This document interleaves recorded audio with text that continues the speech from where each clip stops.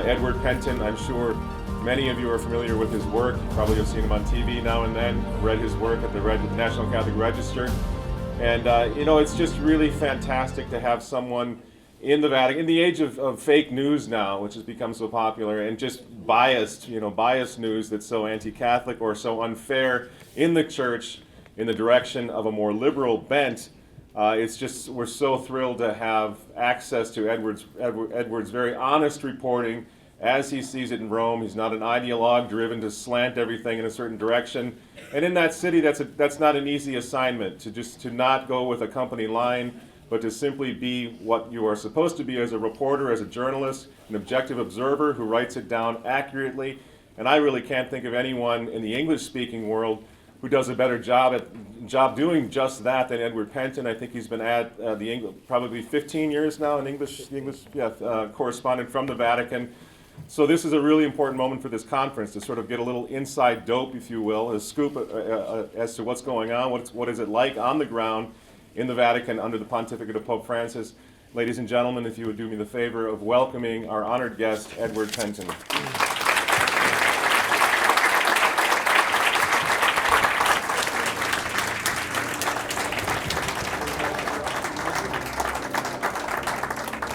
It's okay. It's all right. Okay. Well, thank you very much, Michael, for that generous introduction, and the organizers of the Catholic Identity Conference for inviting me here today, and thank you all for coming. I'd like to start. Can you hear me all right? Maybe, is that better? Okay. Right. Okay. I'd like to just start by saying that I'm basically going to report, as Michael said, what I'm hearing, what I'm seeing, to give a summary of some of what's happened, what is happening in the Vatican under Pope Francis. Hopefully it will then give you some way to form your own opinions about this pontificate and the crisis that the Church finds herself in.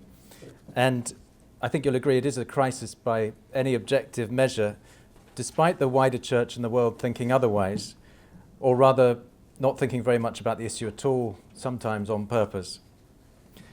It often amazes me when I return to my local parish in England how almost everyone is oblivious to what is happening in Rome. Although I should say that my dear old local parish priest sort of follows it. When he asked me the other day how things were going in Rome, and I replied by explaining all was not well in Rome, he said in a sort of amusing, understated way, "Oh yes, we've got to sort that lot out."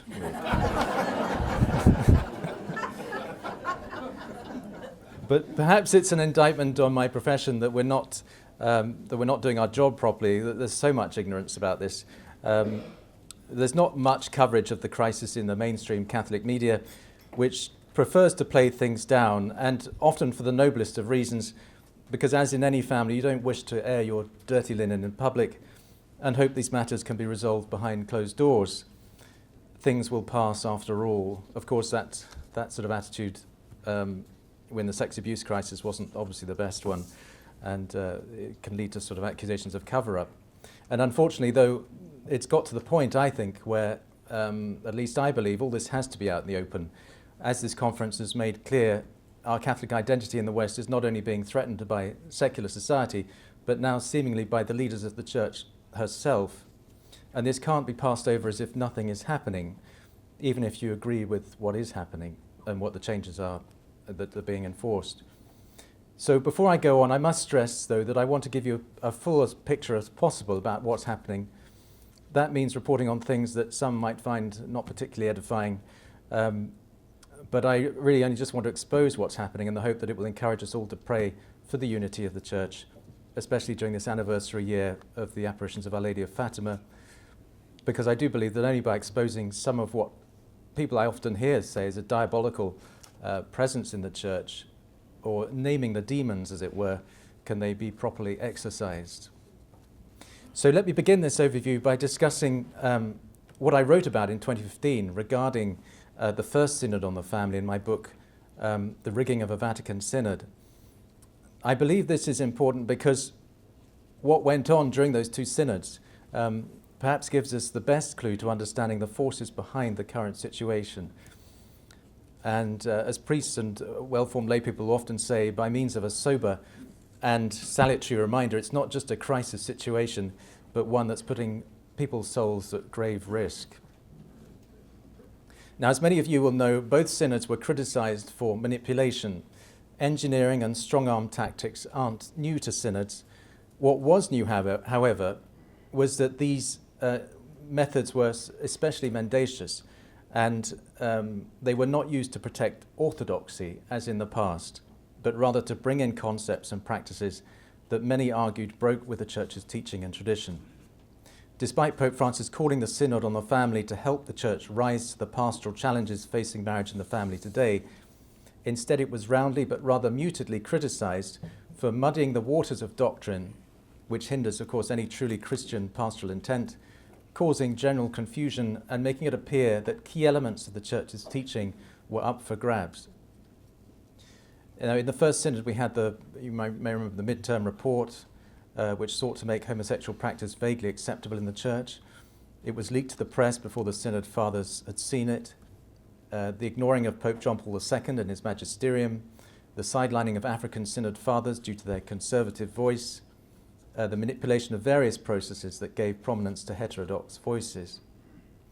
And then, just to recap, we had the pressure exerted on the General Relator, Cardinal Peter Erdo, the interception of the book Remaining in the Truth of Christ, and which of course was about the Casper proposal, about admitting some remarried divorcees living in adultery to Holy Communion. Many I spoke with at the time were concerned and they were convinced that the synods were a Trojan horse, an attack on the Eucharist that was geared towards allowing acceptance of homosexual unions, cohabitation, and other immoral practices.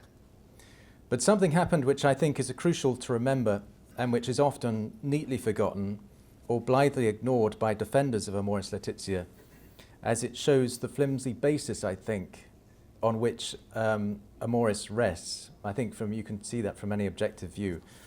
At the end of the first synod, the Casper proposal, let's remember, failed to gain the requisite 2/3 majority needed. Only a proposition calling for careful reflection and respectful accompaniment of remarried divorcees made it through. It should therefore have been rejected, and certainly if one were following any other legislative process, it would have been. And yet the Pope controversially broke with custom, which he can do, and authoritatively insisted that the Casper proposition and 2 others be kept in the document, thereby enabling them to be carried over into the working document of the Ordinary Synod on the family the following year.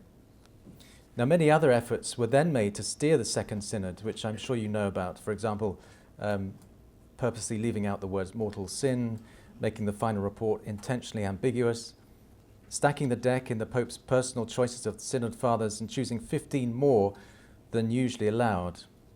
And almost all of them were from a sort of heterodox position. Then there was the deliberate cherry-picked reference to paragraph 84 of John Paul II's apostolic exhortation on the family, Familiaris Consortio, which left out the part which clearly rules out Holy Communion for remarried divorcees, except in rare cases of couples living as brother and sister. One Synod Father said to me confidentially last year who was in the German language group, that he had understood that a vote in support of a proposal on remarried divorcees would be interpreted in accordance with Familiaris Consortio, and so he voted for it. And Cardinal Müller also, I think, acted on the same premise. Now, that Synod Father, he said, and I quote, "You see that in those proposals they prepared, they mentioned Familiaris Consortio, but at the same time left it open to other interpretations. They neglected to mention some things. Because of this, in a certain sense, the crisis that we wanted to analyze and to find solutions for regarding marriage and the family will be worse in the Church, because now there will be divisions in the understanding of the interpretation of the possibility of communion for the divorced and remarried." And he said, if we permit communion for everyone, then we also lose the concept of sin. It will then be destructive for the entire morality of the Church.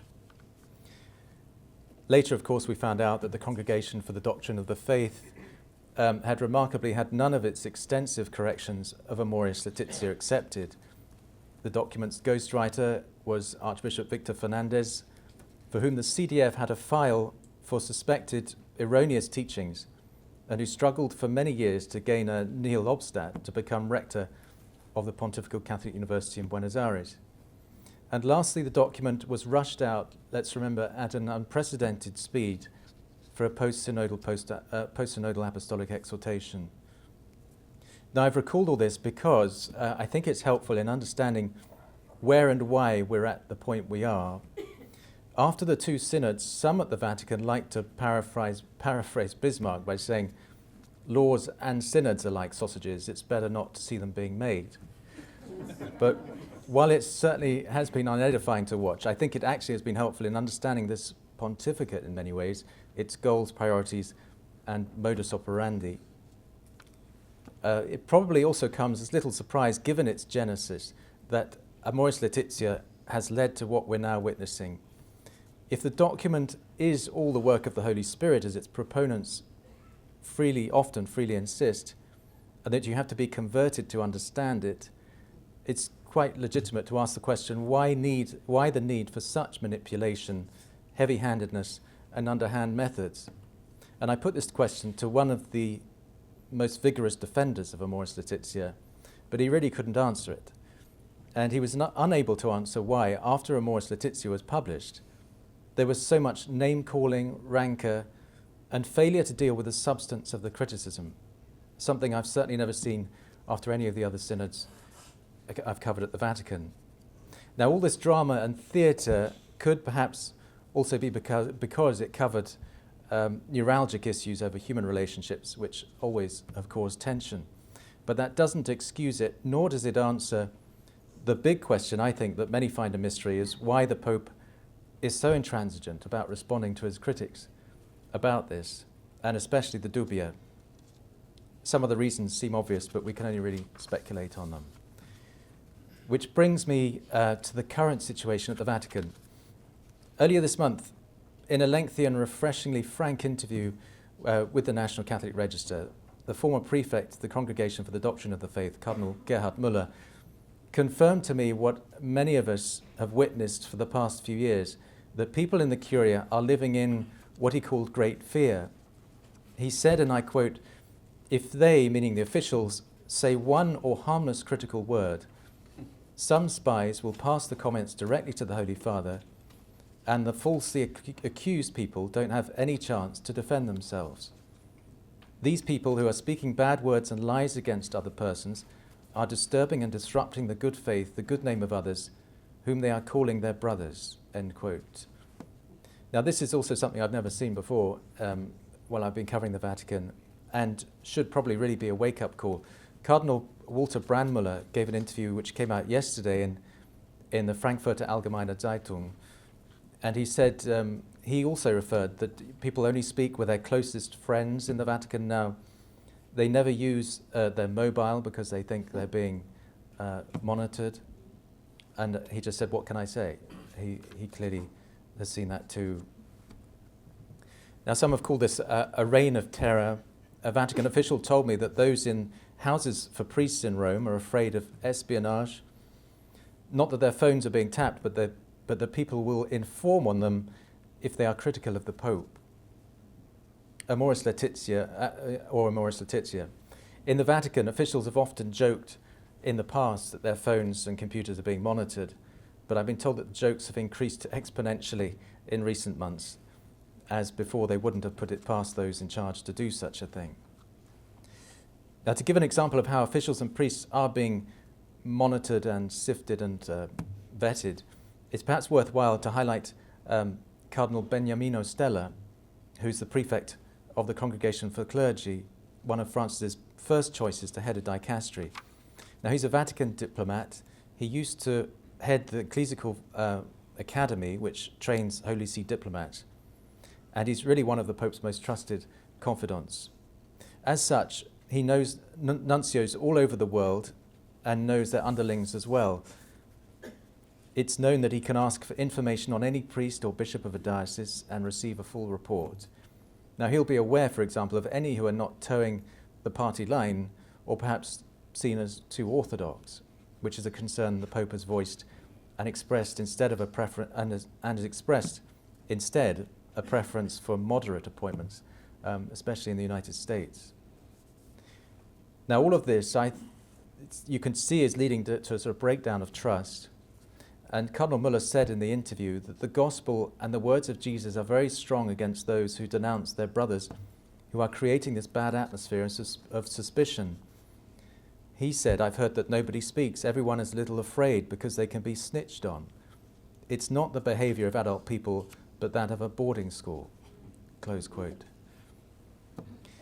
The climate of fear has naturally spread, of course, beyond the Vatican, and one's heard that staff in chancelleries and vicar generals around the world are afraid of saying a loose word of criticism of this pontificate or against the teachings of this pontificate as well. The same is true, I understand, at the Pontifical John Paul II Institute for Studies on Marriage and the Family, which has been effectively replaced by a new institution by papal decree with almost zero consultation. Staff there, I know, are afraid that people will inform on them if they also criticize Amoris Laetitia. Now, given the situation, the general inclination among Vatican officials is either to lie low or leave. And sadly, several Orthodox, well-respected officials have left over the past few months or will be leaving soon. Such officials often see what's being done, but generally go along with it out of obedience. Many are unconvinced it's as bad as is made out, partly, so I've been told, because they don't have the right formation and so are not sensitive to the contradictions that once were obvious, or have some classical categories well impressed in their minds so as to react when certain things are put at risk. Some, even those who are very learned, I'm told, don't really grasp what's happening, while others can sense that something is amiss, but they don't know quite what. Still others adapt and shift, as some say that Opus Dei is doing now, and they do that most of the time. And I'm also told that formation is given in such a way that a priest will be disposed to accept sheer contradictions and fluid presentations of concepts. And I've heard that some are no longer even given the chance to develop a sense of precision about certain matters, as it would be expected for those who should teach and judge souls. Perhaps it's unsurprising when documents like the Ratio or Vatican Instruction that was issued last year to seminaries doesn't even stress that the theological teachings of St. Thomas Aquinas should be generally followed, but only mentioned him once in passing. And to quote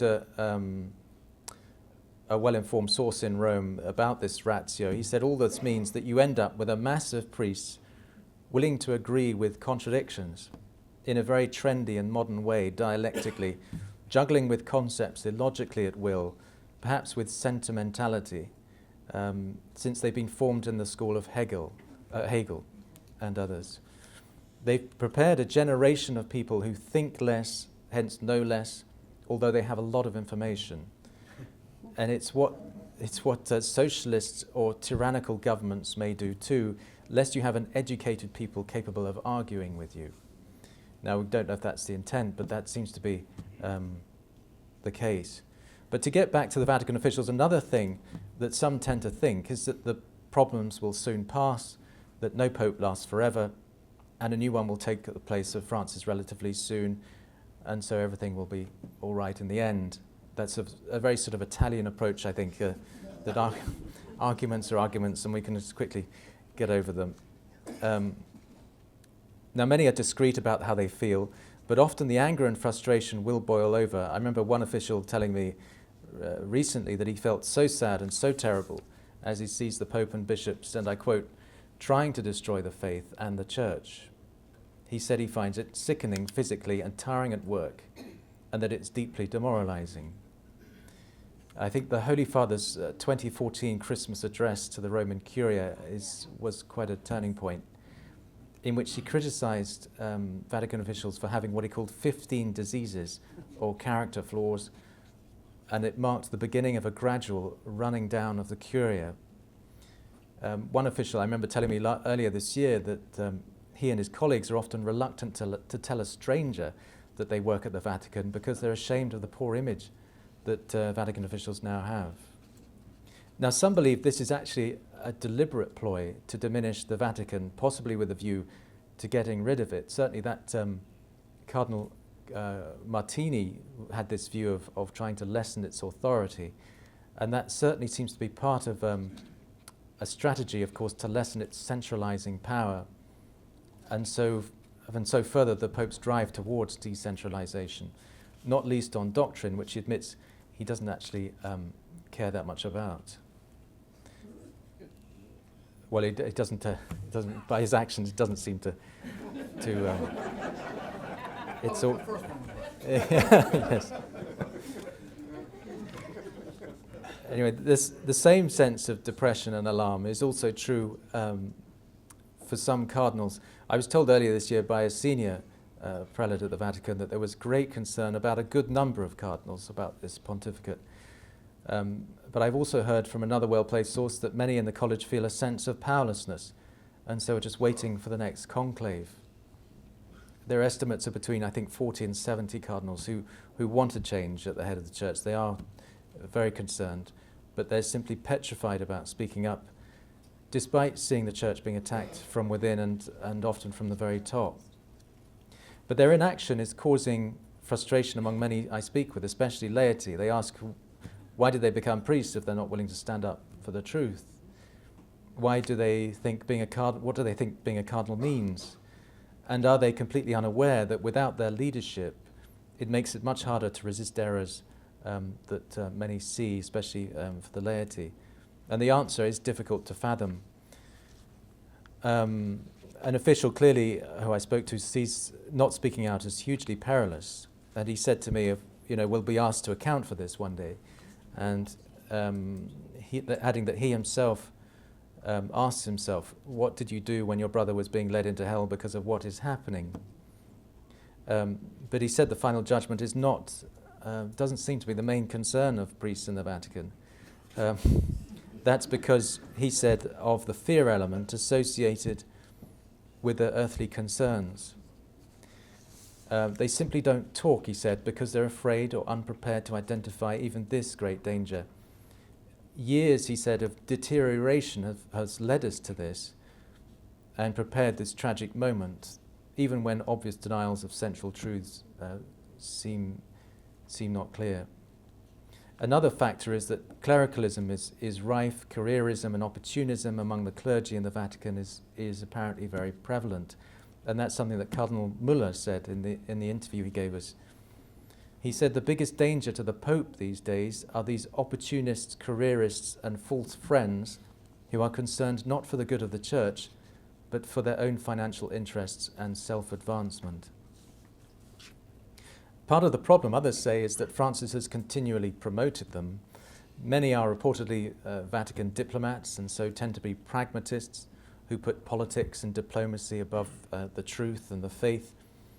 A direct consequence, which Cardinal Müller said and others, of Paul VI's mistake, and that's Cardinal Müller's word, not mine, of placing the Secretariat of State above the Congregation for the Doctrine of the Faith as the Supreme Vatican Dicastery.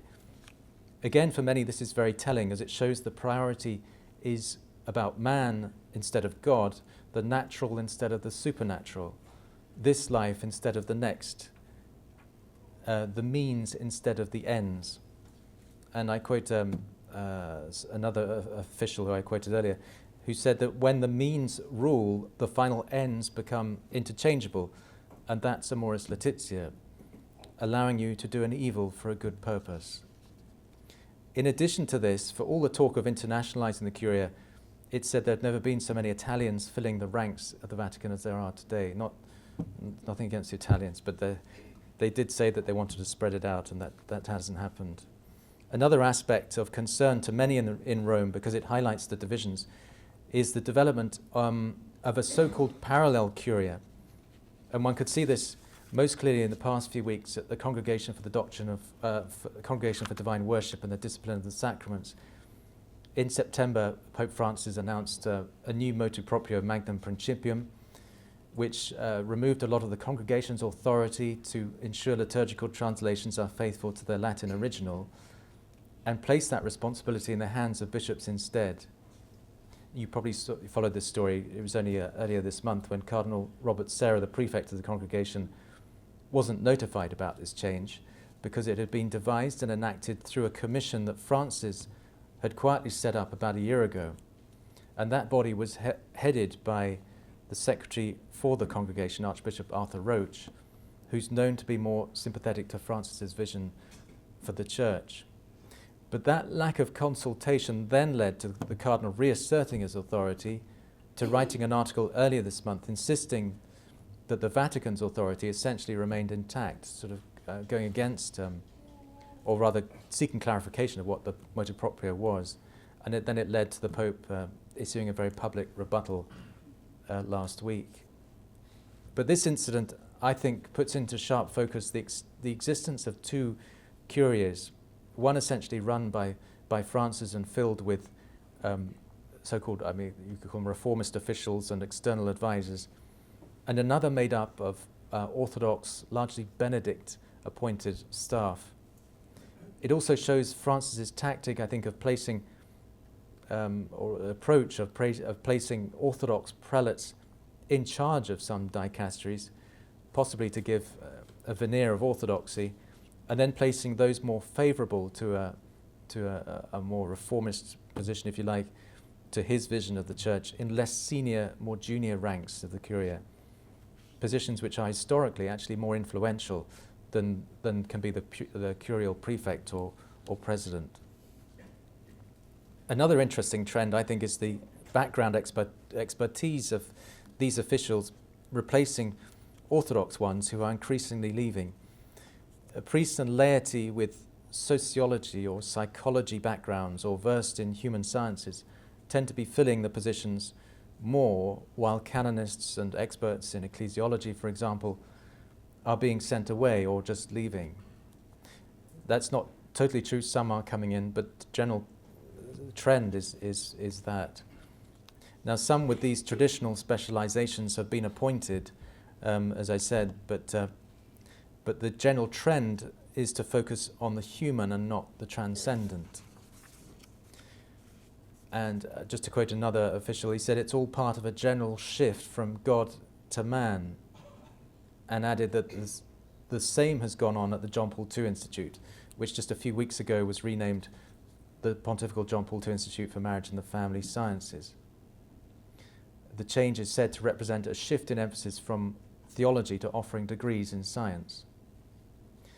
But this trend also points to what some see, and I think this is very interesting, to be the root cause, or at least one of the root causes of the problem. And it's interesting that I'm saying this on the Feast of Christ the King in the Old Rite, because he says, or I've heard others say, that there's a disregard for the first commandment, to love the Lord your God with all your heart, with all your mind. And this relates immediately to the importance of worship and respect for the rights of God, even over man's. And it's why these critics say that contrary to the dubia cardinals and questions related to doctrine which never or haven't yet got a papal response, Cardinal Serra has been frequently and promptly publicly chastised by the Pope because he advocates a liturgy which places God at the centre. And it's said that everything is connected to that. Once the supernatural, as this official said, once the supernatural goes, so faith, hope and love disappear. All is rationalized in a human way because there's no belief in grace. If you don't believe in transcendence, the only recourse is to one's own resources. And he said you can see that in Amoris Laetitia and the confusion over doctrine and the chaotic nature of this pontificate more generally. The failure to honour the first commandment leads to such things as the Pope misquoting the Bible, for example, or misapplying St. Thomas Aquinas. It leads not to a belief in revelation, but modernism. I'm quoting this. I'm sorry I can't name these people, but as we know why. He says that human circumstances change, and so one has to change the rules to suit them. He and others see this process as essentially a kind of Protestantization of the Church, and many feel it's therefore no coincidence that Francis and those around him, such as Cardinal Reinhard Marx of Munich, for example, praise Luther and seek to rehabilitate him, or at least seemingly so. Just to quote also Cardinal Brandmüller in this interview that he gave yesterday, he said that these theological modernists, he said, are promoting nothing more than Hegel and evolutionism. For the evolutionist, man is constantly evolving from one level of cultural awareness to the other, and with him, the religion evolves. So what may be true tomorrow was yesterday's mistake, and vice versa. And he said, at the turn of the 20th century, modernists transferred this idea of evolution to theology. I thought that was quite an interesting point.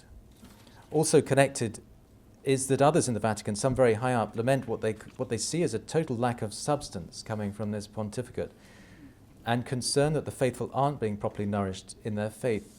One source told me that he'd been hearing from parishioners, clearly some of the few who are clued up about what's going on, or at least trying to follow it, that they were saddened by what they see happening and wondered why the Church is no longer clear on doctrine. He said they saw the public image of the Church as firm on teaching as broken. Now, one other aspect of this pontificate, which often gets talked about in Rome, is its inconsistencies, or, as a church expert put it to me, his accidents, to use a philosophical term meaning an attribute that may or may not belong to a subject without affecting its essence, don't match the substance. In fact, he says he believes the accidents and substance, are diametrically opposed. To give a few examples, the Holy Father often talks about collegiality and yet seems to undermine it, regularly issuing motu proprios with little or no consultation, or him and his advisors manipulating synods or exploiting the media to push through his own teaching and vision. To give a brief example, there was his motu proprio on streamlining the declaration of nullity of a marriage, mitus judex, and apparently no dicasteries were consulted about that, and even the Pontifical Council for Legislative Texts, which is normally involved in such a document, wasn't consulted either.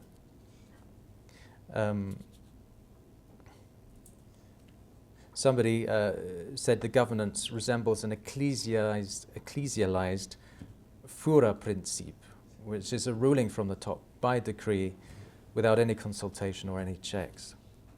And they say it goes against the monarchical, consultative, servant-based leadership that the papacy traditionally has had. Just other brief examples of the accidents not matching the substance. There was, of course, the Pope's call for parousia, to speak boldly and frankly, and yet, as we know, the dubia cardinals and any Orthodox thinking priest or layman has come to realize that doesn't seem to apply to them. There seems to be a near total absence of dialogue with orthodoxy, except for occasional audiences with Orthodox prelates or groups, which are often a mandatory formality anyway. And instead, the Holy Father will speak with all kinds of other groups and give interviews to and this is, I think, quite interesting, he gives interviews to left-leaning papers, papers which tend to be quite liberal, but he has yet to offer a single interview, I think, with any Orthodox or politically right-wing publication. Not that Orthodox and right-wing necessarily go together, but it's interesting that he's never really given that interviews to that group of publications. A third example, the most obvious of all probably, is mercy. And the Year of Mercy, and countless pronouncements about the importance of mercy have played well to the world and may well be having a positive effect that will in time bring large numbers to the faith. We don't know. But as somebody pointed out, if the identity of the Catholic faith is no longer clear, which faith are these people really attracted to? Is it the true one or a Protestant one? And to paraphrase Shylock, the quality of mercy in and around the Vatican has been strained. There were the dismissals, of course, of Cardinal Raymond Burke, Cardinal Gerhard Müller, and early on the transfer away, people have forgotten, of Cardinal Mauro Piacenza, most probably because of their orthodoxy. But different reasons were given, or none at all, in Cardinal Müller's case. There was the mysterious case of the 3 officials you may have heard of who were dismissed by Pope Francis from the CDF without any notice or without any reason. And much to the anger of Cardinal Müller, one of the officials was known to have criticized the Pope, so it might have been that. The Under-Secretary at Divine Worship and the Secretary at the Congregation for Clergy also suffered similar fates. And yet the Pope extends mercy to heterodox and tarnished prelates, priests and laity or non-Catholic groups. And the list is very long in this regard. And it may be all for the good, we don't know, but I'll just give you the facts anyway. But to give a few notable examples, there was the appointment of Monsignor Battista Rica as prelate of the Vatican Bank, despite his having a scandalous record as a Vatican diplomat. The appointment of Cardinal Daniels of Belgium as a Synod Father, despite his covering up of a sex abuse case. And the list goes on. And as one Vatican official told me, the Pope has a curious approach to those who have dubious morality or are a mischief, and either brings them closer to him or promotes them. And these are all verifiable facts. One could see it. And a trusted observer in Rome said that this inability often to practice what he preaches, if you like, or to criticize others for what many see himself doing, ought to be a warning sign. And like an increasing number of Catholics in Rome of good faith, he put it down to a disregard for absolutes and traditional teaching. For some, all this is a consequence of the hijacking of the Second Vatican Council by liberal forces. For others, even the natural fulfillment of the Council, or both. And even an atheist had a similar perspective. Marcello Pera, a philosopher friend of Benedict XVI and a former president of the Italian Senate, he wrote a book with Benedict on the Christian roots of Europe. He said over the summer, the Holy Father is not preaching the gospel, but politics. He's fomenting schism and issuing secularist statements aimed at destroying the West. He said he couldn't understand the Pope, who goes beyond the bounds of rational comprehension, as he put it, and criticized the Council for secularizing the Church. Now, others who know and have worked with Pope Francis have told me similar things about the Pope's emphasis on politics, saying that he is concerned most about power. But I've also been told, and to give balance and fairness, that he's generous to work for, he's tolerant, and he will allow some leeway if, out of conscience, you cannot agree to get on board with his program. It's important also, I think, to always assume the Pope's motives are only for the good of the Church, even if the facts still might appear otherwise. And certainly when I've watched him up close on papal trips, for example, I have a distinct impression that he genuinely believes he's doing the best and the right thing for the Church. I can't see any, it doesn't seem to be any sort of malevolence there. But of course that makes some people even more alarmed.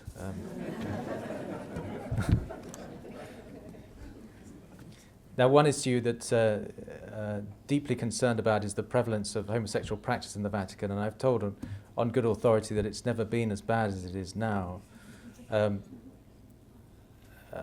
But one reliable source who's seen the famous dossier that Benedict had written after the VatiLeaks affair of 2012, and he said there's nothing shocking in it, but what it gives is a snapshot of human weakness, jealousies, ambition, not really corruption, he said, but rivalries between cardinals, one against the other, looking at how to influence the Pope. And it speaks of the reality of homosexual practice in the Curia. It's not clear, though, what Francis has done with that dossier, and it's apparently no longer in the Apostolic Palace where the popes used to live, and where it used to be, apparently. Anyway, I'll turn, coming to the end soon, but I'll turn briefly just to the Vatican media machine. Vatican Insider, which you may know, a website run by La Stampa, which is close to Santa Marta, has essentially become Pope Francis's PR machine. It's become really his mouthpiece. along with La Civiltà Cattolica, the Jesuit journal, prestigious Jesuit journal run by Father Antonio Spadaro, who's also a close confidant of Francis and possibly one of his ghostwriters. Now, it's been quite remarkable to watch over the years how the news is spun by these publications and others, and they often resort, as you've probably seen, to personal attacks, and they have a failure to tackle the issues at hand. And the accusation of fake news, I've noticed recently, is sort of thrown about when there's something which, by all accounts, is factually true, and it's quite interesting to see this, how they will, something is clearly true, and they'll accuse you of spreading fake news, which is quite remarkable, really. But anyway, L'Osservatore Romano used to be known as the Vatican Pravda, but I would say that description perhaps now best fits these publications, because they really do put across the Pope's line in a very uncritical and often untruthful way, I think, often. But it's perplexing why, if the message is so right and true, as the Pope's supporters say it is, there's a need to go such great lengths to spin it.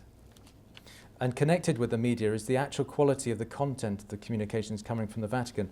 What's clear to me, even before Pope Francis was elected, is how secularists, I think, have been increasingly defining the terms of debate in the Church.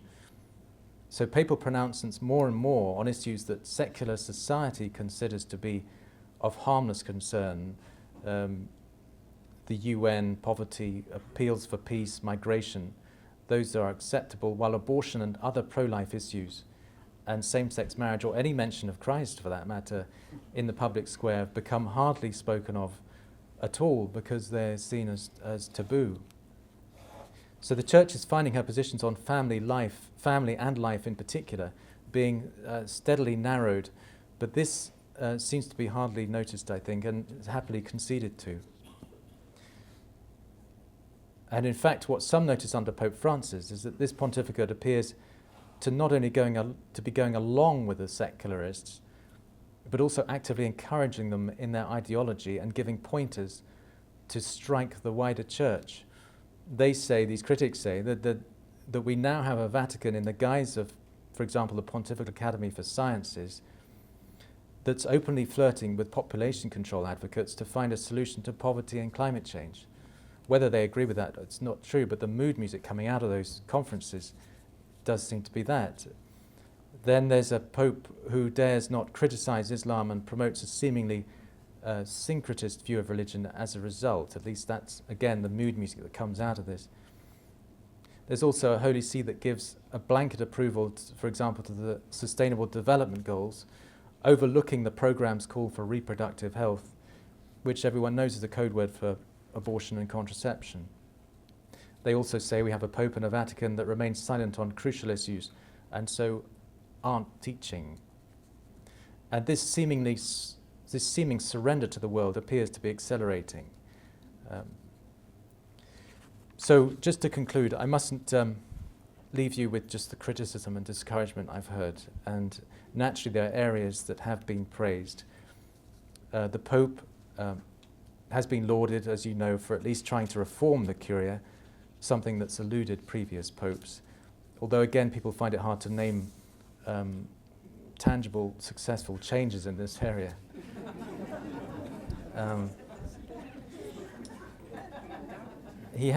He's reached out to the peripheries and the poor, not least around the Vatican, by offering the homeless facilities and resources to get them back on their feet. He's been a magnet for the world in attracting pilgrims to Rome and the Church in general. And for most people unaware of theology and the Holy Father's own positions and inconsistencies, his human touch and warmth, coupled with his ability to exploit the media, possibly have an effect in breaking down barriers and attracting large numbers of the faithful who wouldn't otherwise give the Church a second look.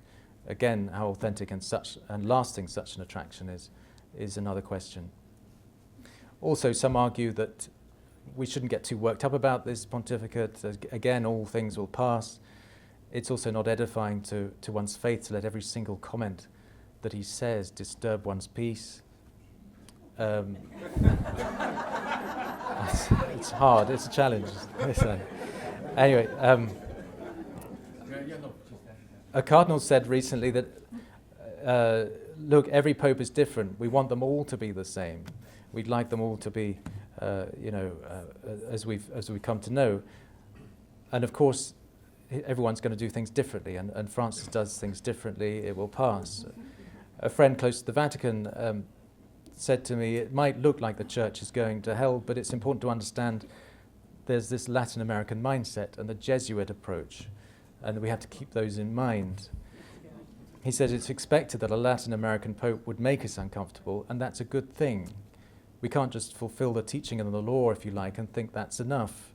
We can't be complacent as Christians. We need to be shaken up at times, and it's hard to shake people up when they're comfortable. So this is perhaps another argument. The counter-argument, of course, is that the concerns are real, they're growing every day.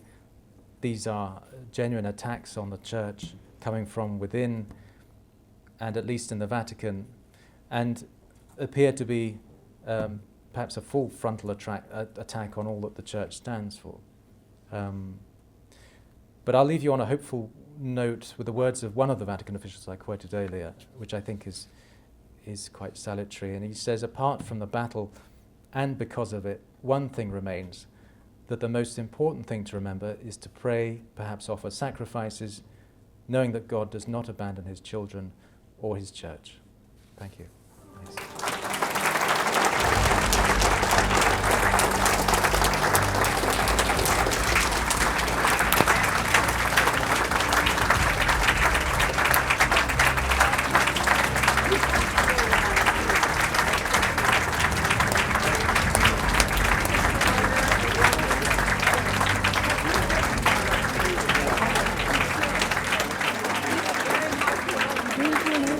No, not now.